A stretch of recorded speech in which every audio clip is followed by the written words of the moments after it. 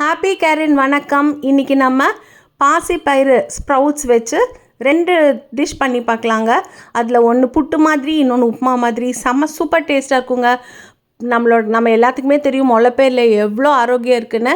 அது இந்த மாதிரி நம்ம இன்றைக்கி செஞ்சு பார்க்கலாம். அதுக்கு தேவையான பொருட்கள் முளைப்பயிர் எடுத்து வச்சுக்கோங்க ஒரு பவுலில். அதுக்கப்புறம் கடுகு, உளுத்தம் பருப்பு, கடலைப்பருப்பு, அதுக்கப்புறம் பச்சை மிளகா, கருவேப்பிலை, தேங்காய் பூ. நீங்கள் என்ன பண்ணுறீங்க, ஸ்ப்ரவுட்ஸை பாதி எடுத்து ஒரு மிக்ஸி ஜாரில் பல்ஸ் மோடில் போட்டு அப்படியே லைட்டாக நீங்கள் மிக்சியில் அடித்து எடுத்து வச்சுக்கோங்க.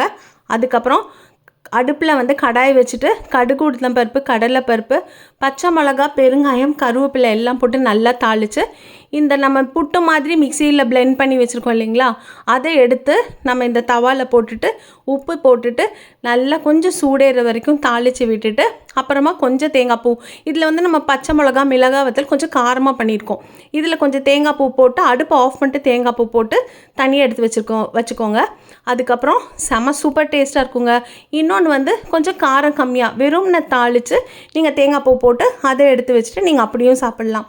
நீங்கள் பார்த்தீங்கன்னா நம்மளோட ஸ்ப்ரவுட்ஸில் தான் vitamin A, vitamin C, B, E எல்லா விட்டமினும் இருக்குங்க. அவ்வளோ ஆரோக்கியம் இருக்குது இதில். அப்புறம் ரிச் இன் ஃபைபர், தேங்காயும் rich in fiber. Sprouts less in கலோரிங்க.